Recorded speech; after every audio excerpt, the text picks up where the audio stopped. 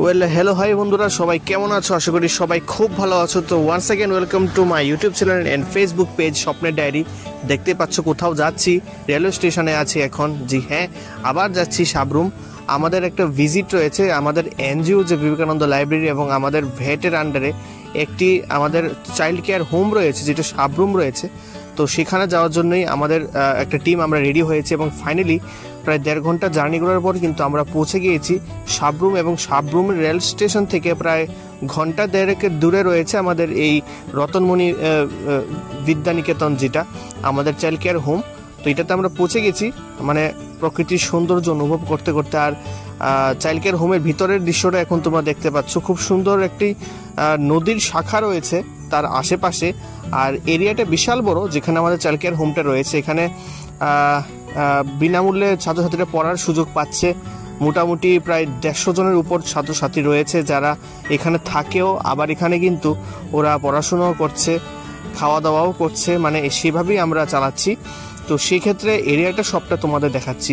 দেখো কত সুন্দর এরিয়াটা, আর একদম প্রকৃতির কোলে কিন্তু রয়েছে সেই রতনমণি বিদ্যানিকেতনটা, যেখানে সবাই খুব সুন্দরভাবে পড়াশোনা করছে এবং ওদেরকে কারিগরি শিক্ষা থেকে শুরু করে কো কারিকুলার অ্যাক্টিভিটিস সব কিছুই চলছে। তো সাবরুম আসলাম দুইবার, বা মানে ইদানিংই 2-3 বার এসে পড়েছি, কিন্তু ল্যান্ড পোর্টে আসেনি, যেটা ইন্টারন্যাশনাল বর্ডার আমাদের ভারত এবং বাংলাদেশের যে স্থল বন্দর রয়েছে সেখানে এখন তোমরা দৃশ্যটা দেখতে পাচ্ছ যেখানে এসেছি।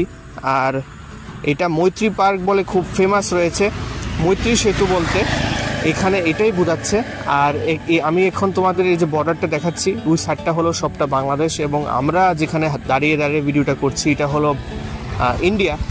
তো এখানে দেখতে পাচ্ছ ওই সাইডটা সবটা কিন্তু বাংলাদেশ, আর ইন্টারন্যাশনাল বর্ডার আমার সামনেই আছে। দেখতেই পাচ্ছ এই যে তার কাটা দেওয়া রয়েছে, ওই সাইডটা সবটাই বাংলাদেশের এরিয়া।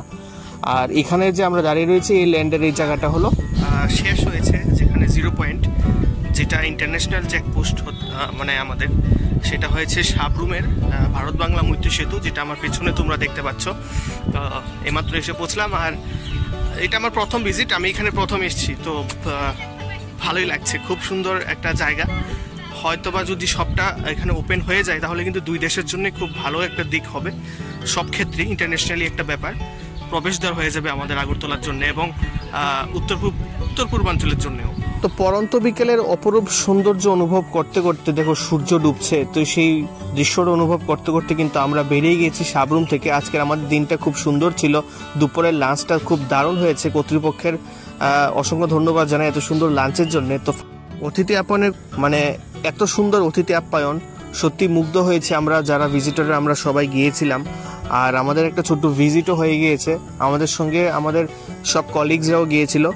তো সবাইকেই অসংখ্য ধন্যবাদ জানাই যারা যারা আমাদের সঙ্গে সেখানে গিয়েছিল এবং আমাদের এই অতিথি আপ্যায়নে যারা যারা যুক্ত ছিল। ফাইনালি কিন্তু আমরা আবার প্রায় 1.5 ঘন্টা জার্নি করার পর সাবরুম থেকে সোজা আমরা, তো আরেকটা ভিজিট হবে কোনো একদিন।